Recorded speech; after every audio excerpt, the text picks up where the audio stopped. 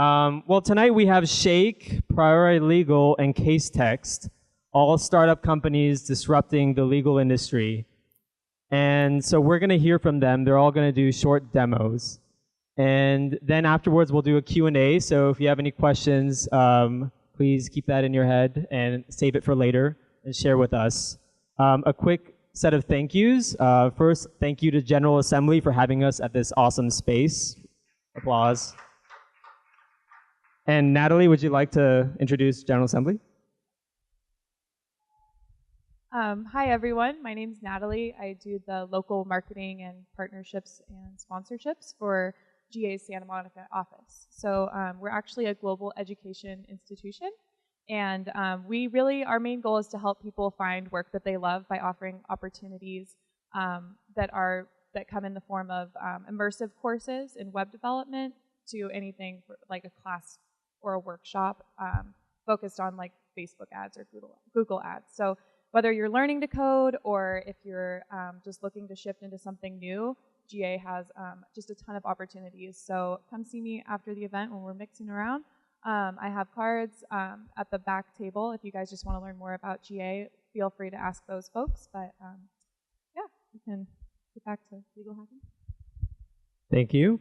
Another thank you to E-STET for co-sponsoring this event. I work at E-STET. I'm Aria Safar, by the way. E-STET is a company that manages data for law firms and corporations, and E-STET is working to change the culture of the law and use technology to make it work better for the rest of us. And also a thank you to Outpost Coffee for giving us cold brew to keep us disrupting through the night, and also to Worskucha for catering exotic sausages for us. Yes. So that's everything. Now let's get started with Case Text. And Case Text was founded on a thesis that not only should there be a system that's free that lets you research the law. Right now, the two current systems, Westlaw and Lexis, are anything but free. They're exorbitant. And while at big firms, the clients can sort of brush aside these costs, for the majority of clients and lawyers, it actually matters. So there's sort of a distributive justice issue.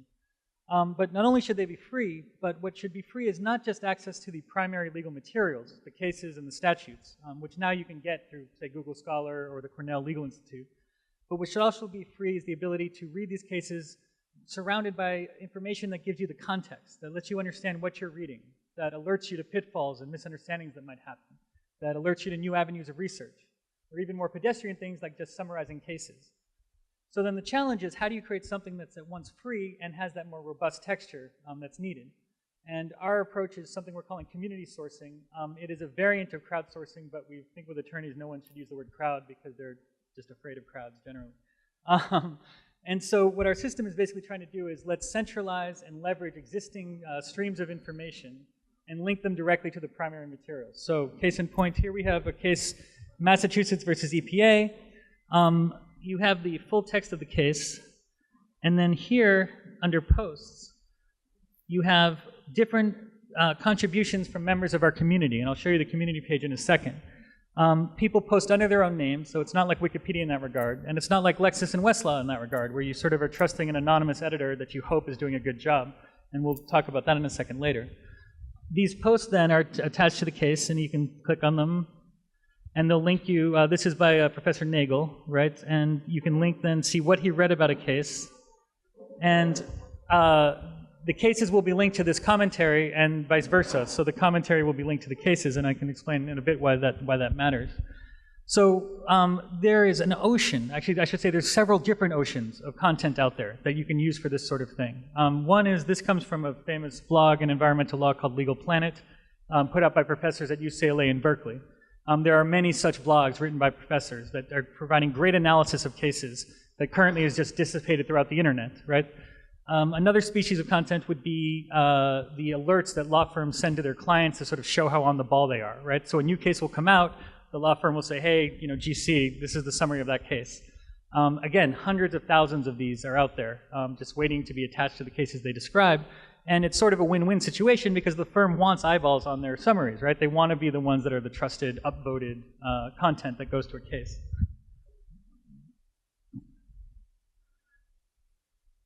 Another area, actually, where you can get very useful summaries and commentaries on cases is actually from the judicial opinions themselves, from different opinions.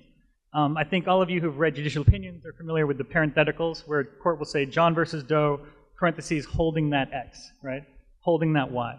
Concise summaries of a case, just sitting there. Now, when you're doing your research right now, you're not aware that these other cases have summarized the case you're reading, right, so well. So what we did is we wrote an algorithm to extract all of those parentheticals and attach them directly to the case. And boy, were there a lot of them. For the, over 150,000. Honestly, one of the things we're dealing with is how do you deal when you have one case that has so many different summaries, right? And sort of which ones do you trust? But, our thinking is it's better to say, how did the Third Circuit summarize the holding of this case than how did an anonymous Westlaw editor summarize this case, right? And different courts will summarize different aspects of the case because cases are rarely monolithic. So that's another example where without hiring an army of editors, you're able to now create a bunch of content that you can append to cases as well. Briefs are another great area, right? So the most expensive databases right now in Lexis and Westlaw are actually their briefs database. And even very well-funded nonprofits like the NRDC, which is right down the street here, don't pay for the briefs database at Lexis and Westlaw. It's not that they don't want these briefs, it's that they just don't have them for free. So we're creating a system that basically crowdsources the brief system, so anyone can throw us their briefs, and we'll take care of the data science to link them directly to the cases and the quotes that they have. And voila, you then have cases with the briefs attached. And finally, I'd say law review articles are another species of documents. And these journals want to raise their national profile, so they gladly sort of give us their articles and let us link to them. This all interacts around a community page that lets the members of the community interact directly with each other. You might sort of see similarities with Facebook here a little bit, right? Except instead of quizzes about which Teenage Mutant Ninja Turtle you are, it's comments about the law in which you're reading. And then we have here a sort of community, a community of different professors and attorneys, and you can choose certain professors and follow them, sort of like Twitter, which means that your personal feed will have them higher ranked. So the incentives here are that you can now put a name out for yourself, you can impress your colleagues, you can just discuss with your colleagues. If you're really established, you can just denigrate your colleagues and talk about what they got wrong. It provides that sort of community system, all the while linking directly to the cases and statutes that it discusses. A couple other bells and whistles. Here, let me show you. All right. On the left here, you'll see this map. This is our heat map, which lets you quickly go to which area in a case has been cited the most, right?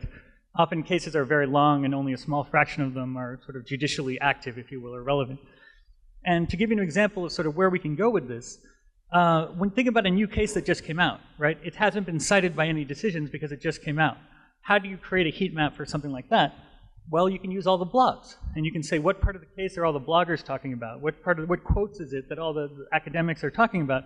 Now you have a heat map, right? Because you've coupled a whole different type of data to the cases. So it's early days on this, but we think that a system like this will be much more efficient.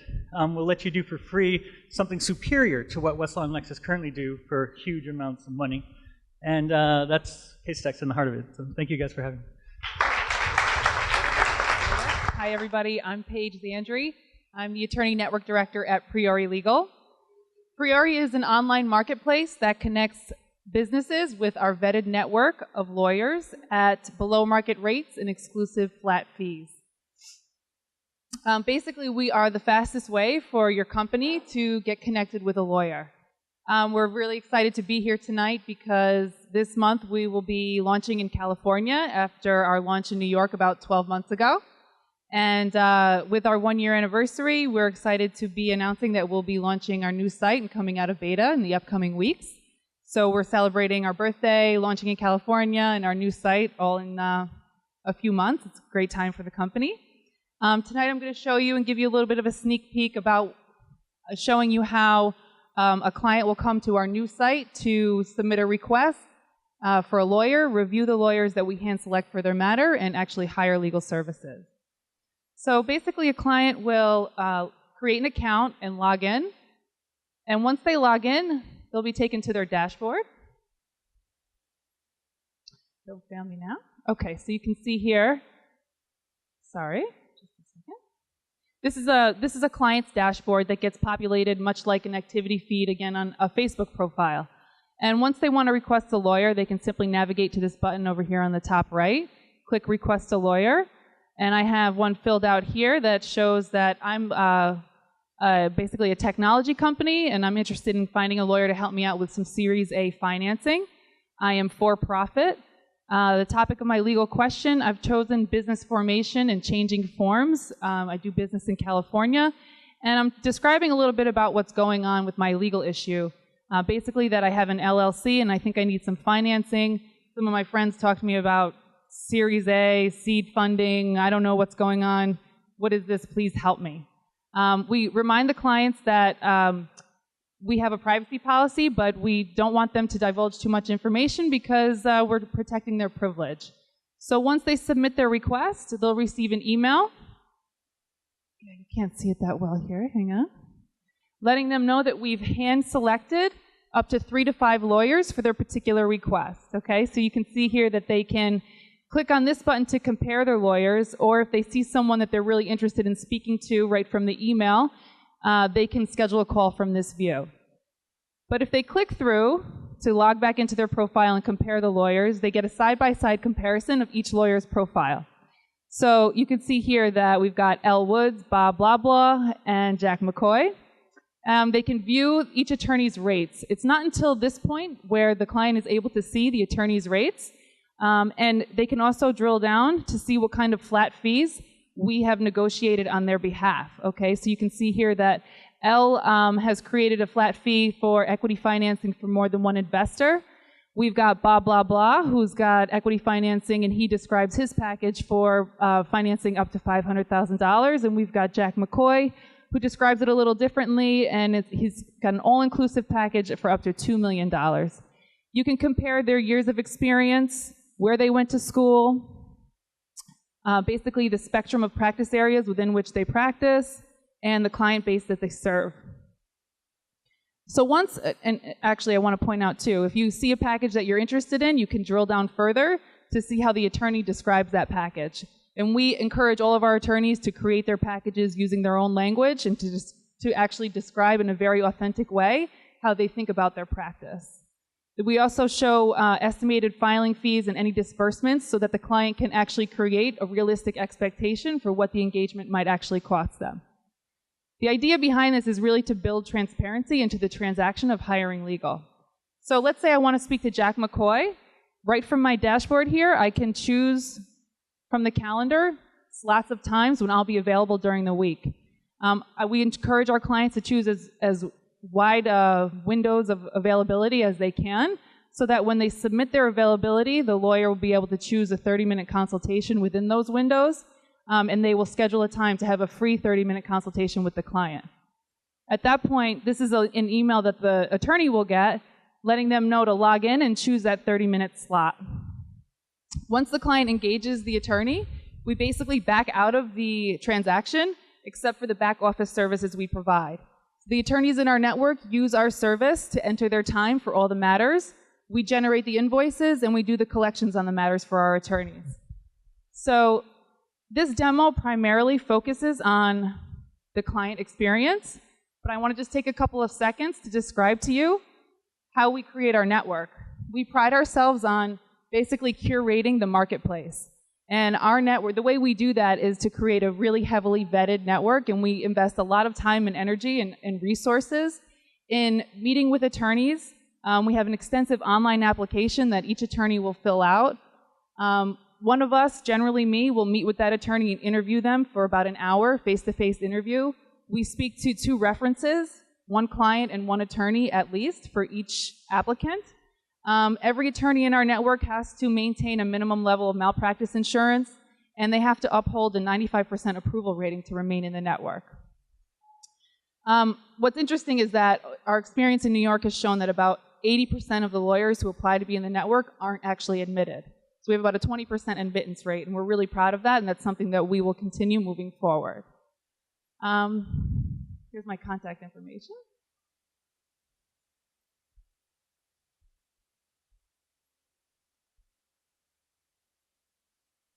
So, like I said, we're launching in California this fall. We're really excited to be part of this inaugural Legal Hackers event that Aria has planned for all of us. Thank you very much. It's great to see you all here. And I invite you all to come and reach out to me, especially the lawyers in the group and the entrepreneurs in the group. And I can't talk much about code, but I'm happy to talk to you coders too. And if you're interested in having a conversation about how the legal business model is shifting, that's something that we're really passionate about at Priori, and we're happy to be here. Thank you. Hi, everybody. Thanks for having us. My name is Abe. I'm the CEO of Shake, which is a mobile platform for creating, signing, sending, and managing legal agreements from your phone. So let me show you, let me jump straight into the demo and then give you a little more context after the fact. But so Shake is an app for creating agreements. We really started off with, this is what you see, freelancers, small business, and consumer type transactions. So if you think about big law, large transactions, lots of lawyers involved, we're tiny law. We're the other end of that spectrum. You know, I'm staying at an Airbnb this weekend and I wanted something with the host to say, here are the rules, let's get on the same page. I'm buying something on Craigslist, selling stuff for my small business, and I want a bill of sale for that. That's our audience, that's our use case. So how do we do that? So I'll walk you through a couple different scenarios. One, let's do a rental agreement. So who am I? Am I the owner or the borrower? Am I renting something? Okay, I'm the owner. I'm doing this on behalf of myself. If I was doing this for Shake, I'd say I was doing it on behalf of Shake. Jurisdiction is New York. Doing this with an individual. What's that person's name? Bob, blah, blah. What am I renting? My house. Actually, we're not going to do that because we have a disclaimer saying you shouldn't do that. $500. What's it used for? Sleeping. All right. Okay, so you get, am I loaning it? Am I renting it? Let's say I'm loaning it. What's the date? Okay, so you get the picture here, right? And then we generate the agreement. We wrote all of these ourselves. I'm not a lawyer, but we have plenty of lawyers working with us that drafted these. They are intended to be very plain English, very simple. As you can see, this is relatively short. This is on a phone screen, mind you, not a document. I can sign it here. Right, sign with my finger. That's my thumb. Okay. The other person can sign it if we're at a coffee shop. Graphic designers, photographers. You know, we have a lot of users that use this for that, and they're oftentimes doing deals on the fly at coffee shops, in the field. They want to make a tweak to a contract. They want to sit down and iron out the details. So they sign that in person, or I can send it for signature. I can email it to the person. They get an email. They can sign it on the web. They can sign it on a tablet. They can sign it on an Android phone. They don't have to have a Shake account. It's a really easy, fast way to get signatures. So we started this a year ago. We launched a year ago. We're based in New York. And what we started to hear from people is that they wanted to be able to upload their own agreements. They wanted to be able to use their forms, their contracts. We've done some work with Wilmer Hale and Gunderson and Oric and law firms that have forms, and they want to do things on tablets, or they want to let their clients do them on tablets. We've worked with a number of different, I'll show you an example of another type of agreement. Production companies, agencies, think about like photo releases and waivers, you know, low negotiation, simple agreements that people don't usually read. That's one way to think about it. So let me show you an example. So this is an event we did with Vice a week ago. It's a media release, photo release. So they gave us content. We formatted it so it worked nicely on mobile devices. We did this on this set of a shoot. We capture names. Jake first, who's here with me, and I spelled his name wrong. His email address. And then one thing that's cool about this one, oops, oh, I didn't save it right. You can actually take a picture of the person and capture that, embed that right in the contract. So we've done a few of these with agencies, and Twitter did one in Cannes. Instead of taking a picture, printing it out, attaching it to the release, sticking that in a file somewhere. We can attach those things together. So it's a cool way to use all the capabilities in these devices to make it easier to capture the context of an event, the information you need as part of that contract. So that's what we've been working on as we expand from the simple, free content that we've generated to more use cases where people need mobile signatures. We're launching our Android app this week on Thursday, and working on our a web version of this for later this year. Oh, sure. Oh, yeah. So we think a lot about cool ways you can use the phone other than just pictures and video. And I wanted to show a video because it's pretty awesome that highlights one of those use cases. So has anyone played around with the Touch ID on their new iPhone 6 or 6 Plus? No? Do you know what it is? It's a fingerprint scanning thing that sort of sends information. So we have been fiddling with that, and we just threw together this video to kind of highlight. This is sending a contract for review from one device to another one via Bluetooth, and then signing that, sending your name and your email, picture, whatever you wanted to send with that, via your fingerprint. So you scan the fingerprint on the other device, it magically beams it to this device, and now you have a document signed across device. So this is cool, not only because it's faster, which is very cool, and you have a digital copy of it, but if you imagine I could send a copy of a form to everybody in this room, you could all sign that on your own devices with your fingerprint, better authentication, much faster and easier for me to manage and for you guys to do. So there's lots of cool things like that we're playing around with, so I wanted to show you. Thanks. Thanks, Abe. So I kind of want to start with Case Text and Shake. How do you hope to monetize off of your products and services? Yep. So we plan to monetize by offering features on top of our free contract service. So if you imagine all the data that we gather in a contract, all the terms of an agreement, we think of those as sort of the blueprint for a deal. We know the due dates, we know the deliverables, we know invoicing dates, all that stuff gets captured in the contract. So we can add services like that. We can add customizations. You want your logo on something, you want it to show up in the emails, you want to tie invoicing to it, things like that. So we'll add features like that on top. And then obviously the custom agreements that people upload, those are not available to everyone. Those would also be a premium product.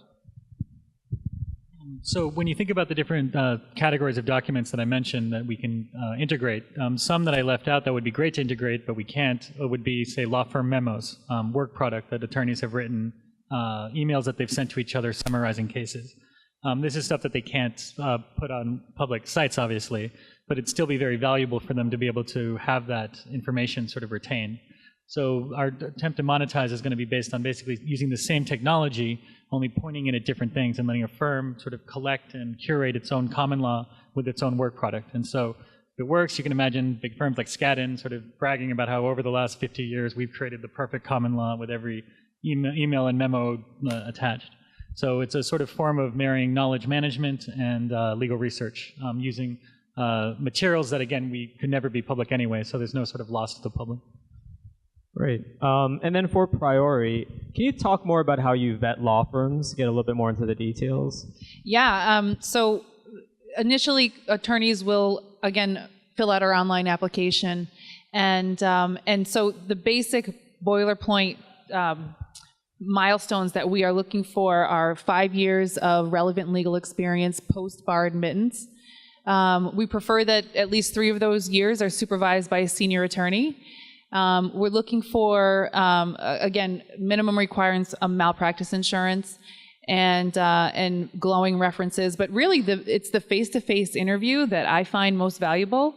In that interview, you really get a sense for how the attorney feels about their legal practice, how they approach their interactions with clients, whether or not they're entrepreneurial, because a lot of the clients that come through our site are excited about working with technology when they purchase anything, and now that they can do it for service-based transactions, especially legal, and they can kind of find out about a lawyer in a very trusted way before hiring legal services. We're excited about working with attorneys who like to harness and embrace that type of opportunity. And so really the vetting process, those minimum milestones that I mentioned are really a minimum requirement, but it's that face-to-face interview that really allows us to curate the marketplace in such an effective way. Because again, we're really getting a sense for how the attorney thinks about the future of legal, and we capture that in the way that we create the attorney profiles. So every attorney's profile is unique, but we also make sure that we are holding their hands throughout the process so that we can capture what makes them special, how they come across as authentic using their own voice, and so that we can make really quality connection with the client. Great. My next question is for Shake. So do you have any stats on who's using your product the most? Is it lawyers, is it entrepreneurs, freelancers, sell of goods? Who's using Shake the most? It's definitely not lawyers. Freelancers are the biggest group, the biggest category. It's about 25% of our agreements are one category or another. So I didn't show you all of them, but we have photography, writing, freelance, graphic design, and software development, and then a general one. So that's about a quarter. And then a large portion are actually what we call the napkin agreement, which is a create your own. It's literally a blank slate with signature fields. So you can write whatever you want. Bar bets, or a lot of people use it for just really simple stuff. Kids and their parents, I'll pay you $5 for an A on your report card.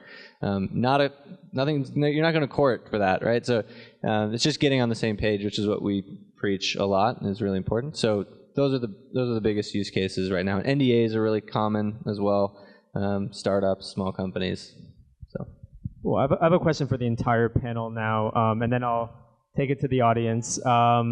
So do you have any advice for entrepreneurs trapped in lawyers' careers? Oh, wow. Well, first I think ask yourself, how trapped are you? You might find that you're less trapped than you realize. Let's see, people do sort of calculus with this stuff, and a lot of times I've heard people say, well, I'm risk adverse, so I don't think I can be an entrepreneur. But I guess I would say to you guys, when you do that calculus, think about the risk of turning 60 and being like, why didn't I chase after this thing I really wanted to do? That's a risk that I think sometimes people don't count about when they're weighing these things. It's certainly not for everyone, but for those it's for, there's nothing like it in the world. So I really ask yourself it, and if it's time to take the plunge, I highly, highly recommend you do it. I can speak from personal experience. I felt trapped in a big corporate position, and I wasn't ready yet to leave the legal industry. And what I did was I just started my own practice. And so you can be an entrepreneur and a lawyer at the same time. If you really think that you are entrepreneurial in spirit, but yet you are, for some reason, emotionally, financially, or for some other reason, dependent on your legal experience, and maybe you already have a built-in network in legal, I would encourage you to think about how you can be both at the same time, and then give me a call. I'll answer this a little differently because I'm not a lawyer, so I don't have that perspective. But I would say if you've decided that you want to do it, and you're trying to think about how you do it, the perception from non-lawyers working at startups, if you're coming from a big firm, there's going to be some hesitancy around, are they going to be able to handle the culture change, the pay scale change? Like, are they going to be able to adapt to this environment? So I would think a lot about how you answer that question when you're talking to startups. This is obviously if you're not starting it yourself.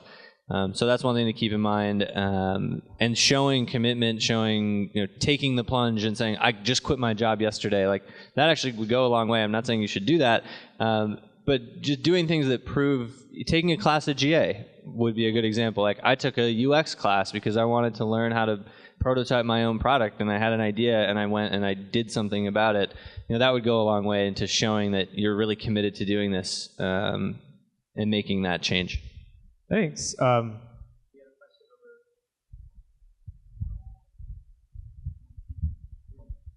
I'm interested for Shake why you guys focus on smaller contracts and whether this could be an alternative for something like DocuSign. Definitely. So when we're using other people's forms, it starts to look a lot more like a DocuSign, right? So it's a contract somebody else provided. They're using Shake as a platform to get that edited and signed. It's a little different in that we're a lot more focused on creating that contract and being able to make changes to it. With DocuSign and some of those products, it's more you have a PDF, you need to get an image or a checkbox added to that. You can't really make full-scale changes to it. But we focused on the longer tail because our strategy is more bottom-up, and we wanted to solve this pain point for a lot of small businesses that the access to traditional legal infrastructure is really expensive. It's confusing and complicated, and it slows deals down. And if your deal size is small enough, the math just doesn't really work out. And so a lot of people don't do those deals at all, or they suffer through that once. They get a template that they use over and over, or they use something that maybe they shouldn't because it's made for somebody else and it doesn't actually cover their situation very well. So we thought there's a really big need in the long tail, and then we'd like to leverage that to move up into larger organizations. So you work as a freelancer, maybe you have another job at a company where you're selling something and you have this repetitive sales contract that you use all the time. You'd like to be able to make changes to that on your phone or your tablet. And that's where we move from consumer use case to business use case. Does that make sense? Any other questions?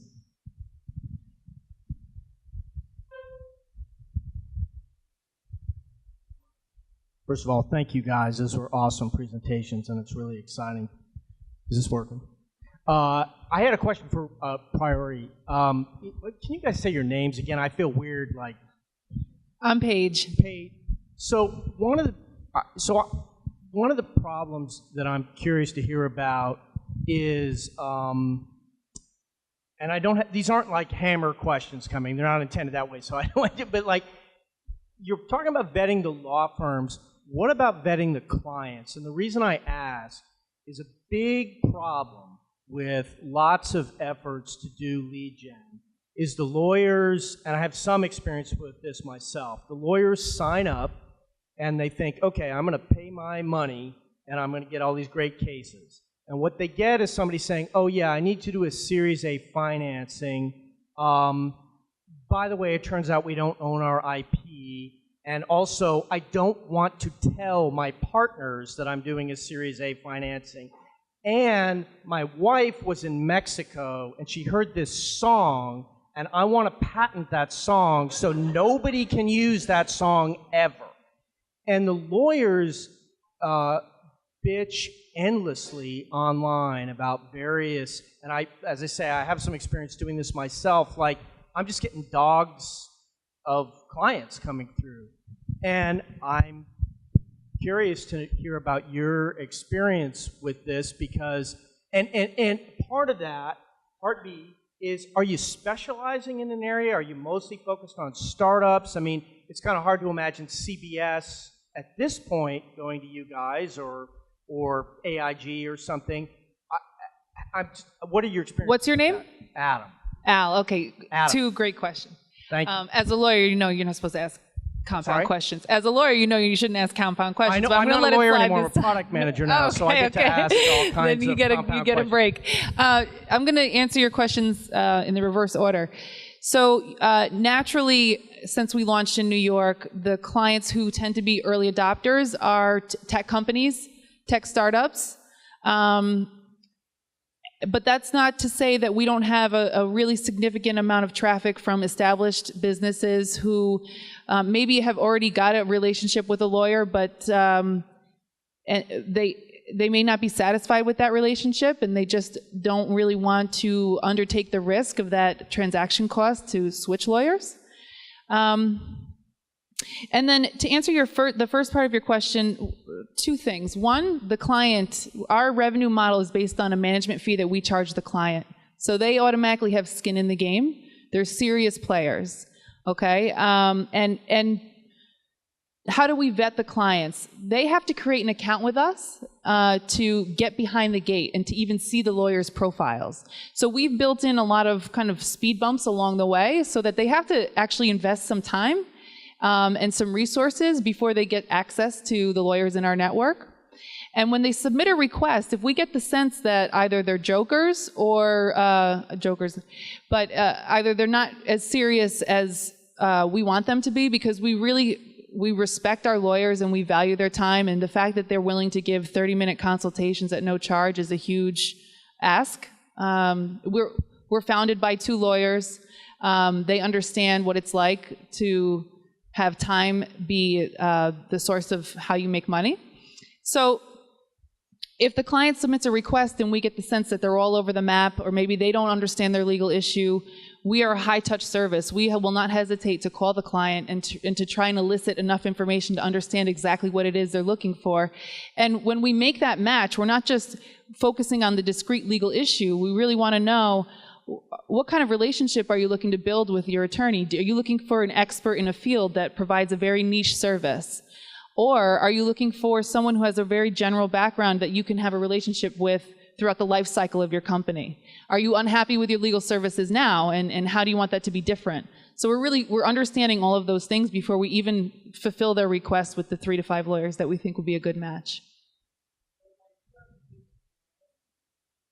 A legal plan, what do you mean by that?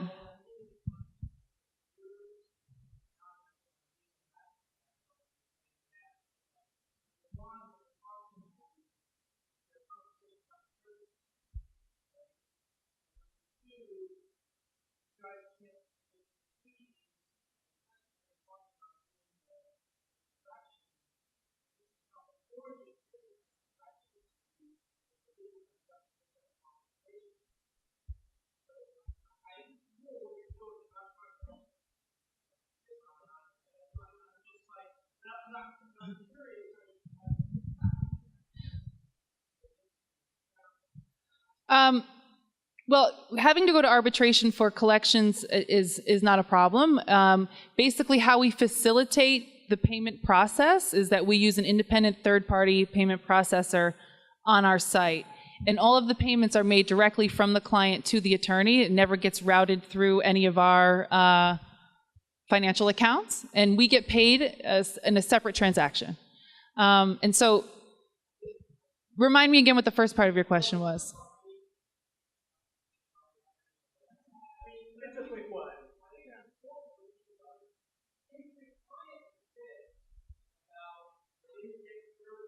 Right, right.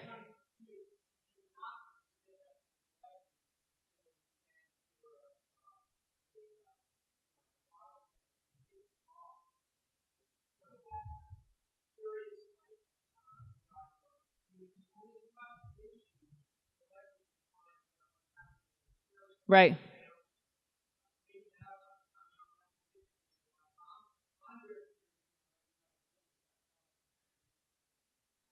Yeah, you know, we luckily haven't faced that challenge. And I would say I attribute that very much to the quality of the lawyers in our network. But it's definitely something that we would work with our attorneys on, because I know in my practice, I never had this happen to me either, fortunately, but I would speak to a lot of seasoned lawyers who would talk about whether or not they would be aggressive in bill collections and whether or not that resulted in a grievance filing. So it is a delicate balance. And again, if you want to talk about it in more detail afterward, I welcome the conversation. Any other questions? Hi, my name is Tom. I really liked your presentations. This question is for the entire panel. What was your biggest challenge and how did you overcome it? All right, I guess I'll go first. I assume you mean as startup companies, not as people. They're sometimes related, but... You're right.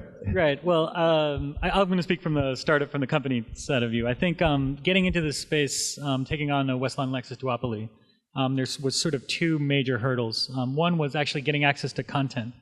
You would think that judicial opinions would be something that'd be very easy to get. They're public, they belong to us, and nothing could be further from the truth. And part of the reason that this duopoly has been able to live as long as it has is that nobody else had access to the cases. And I think the other challenge that we face is something that Bob Baring, who's the librarian at Berkeley, calls the Tinkerbell effect. I had to look this up to understand what he means, but I guess Tinkerbell is the fairy in Peter Pan that only exists if everyone believes she's real. And the fact is that we all sort of trust Westlaw and Lexis. We think they're real, they're doing what they're supposed to. But of course, anybody who studies who actually looks at it and does systematic comparisons of saying, do their citators, does Keysight and Shepard's have the same information on it? No, they say different things. They obviously can't both be right. So I think that one of the challenges we have to deal with is the fact that there is this sort of widespread, unexamined trust in current systems, and that's something we're going to have to overcome. Attorneys like yourselves who are sort of interested in the interface of technology and law are certainly going to be at the vanguard of that. My answer is actually just much more tactile in that we have a hard time finding good developers. We are, we're an online platform, and we've worked with a lot of outside companies to help us with developing our platform, and we've had to bring it in-house, and we've interviewed a lot of people. We have 2 really quality star developers on our team now, and it's tough. It's tough to find, if you have a great idea and if you've got a viable product, it's really difficult to find good developers. So the coders in the room, maybe this is an opportunity for us to actually have a conversation, and if if you're interested in hearing more about some of those challenges, I can elaborate, but that's really been a huge hurdle for us to overcome.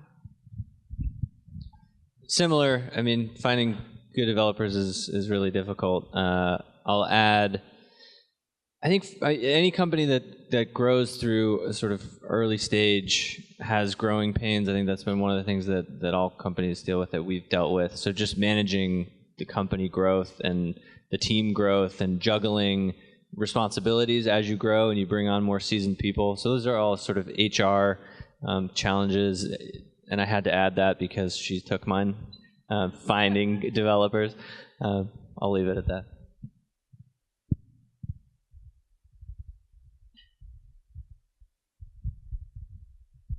Hi, my question is for Case Text. I've already forgotten your name, I'm sorry. It's Pablo. Pablo, of course.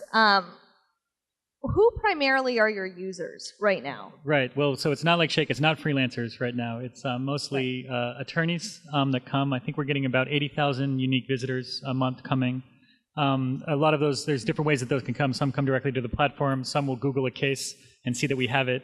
And I was remiss in my last answer. I should note that despite the challenge of getting cases, we have overcome that challenge and now have a comprehensive federal database that's updated each week from a private vendor. Sorry. Can you? I don't know if you know this information, but and I'm curious because I know how resistant lawyers are to change. Do you know if the lawyers viewing your cases are mostly big firm lawyers, small firm lawyers, younger lawyers, older lawyers?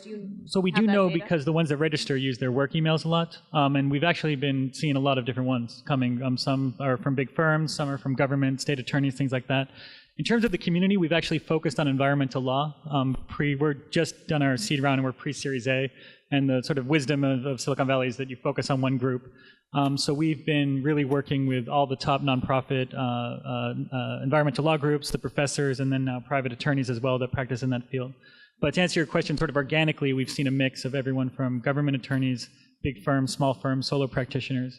Everybody interacts with the common law. All types of attorneys do, so we've seen them all. Hi, I'm Alan. Question for all of you. Just sort of interested in the things that you guys are doing to gain adoption, gain traction, increase site visits, that sort of thing. So we're consumer driven, so mostly direct marketing, paid SEM, our 2 best channels to date. So for mobile downloads have been Twitter and Facebook.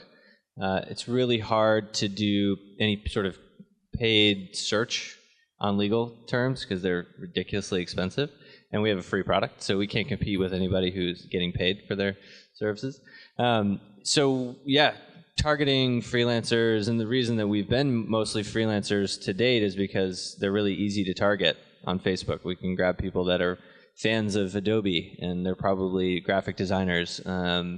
And every freelancer who's been doing it for more than 6 months has been stiffed on a job. So, that pain point really resonates. Get a contract, look professional, don't get screwed, get paid, that kind of thing. So that's been our best paid acquisition channel. And then just organic in App Store downloads and PR. And we've ramped up our content marketing a lot. So that's starting to pay dividends over the last couple of months. Okay, I'm not going to let you go before me anymore because that was pretty much everything that we do as well.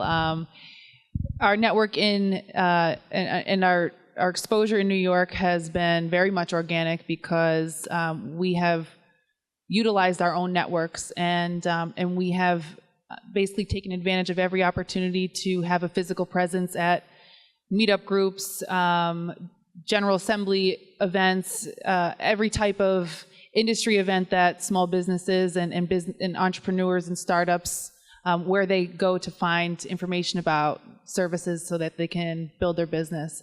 We've been hugely fortunate in that we've gotten a lot of good press, and that's been as a result of the early adopters in our legal network and with our clients who have had great success in finding legal services. In terms of paid channels, we go direct for the most part. The legal sales cycle is very unpredictable and usually very long.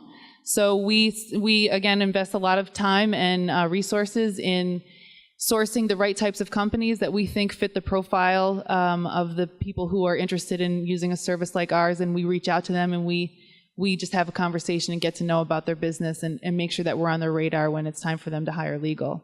Also, we're building content on our new site that will be engaging and interesting for business clients and getting them to interact. We have a blog that the lawyers in our network can post to, general SEO and SEM initiatives that give us the online presence. We have social presence, social media, and other than that, it's really about human interactions, and so we focus on that quite a bit. So yeah, we're a little different. We don't at this point pay for any advertising or things like that. Because we have a database of cases with unique case names, it's a little different than having to buy like a legal term, right? If somebody's searching for like Orwell v. Jenkins, right, that's a pretty unique search term. Another thing we're actually doing is actively trying to get into law schools.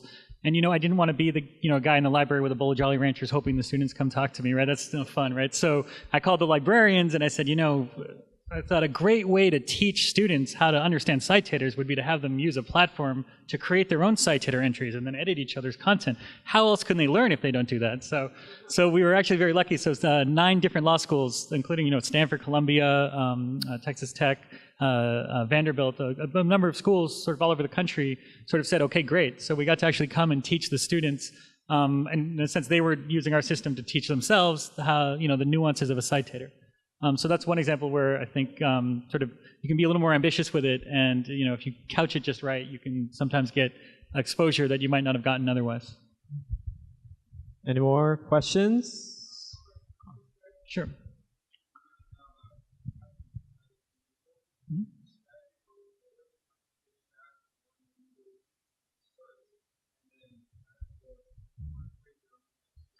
Yeah.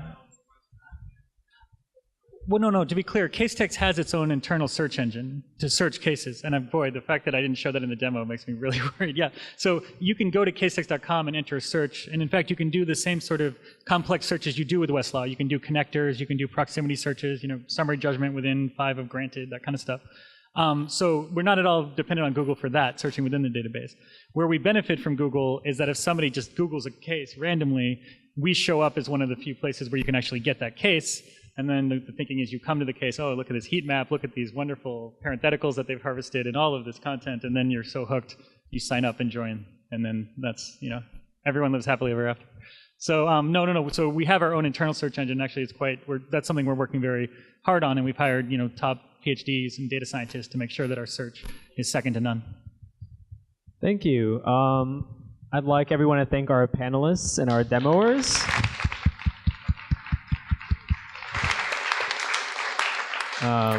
Thanks so much for coming, many from across the country. Really appreciate it. And thank you to General Assembly again for hosting us.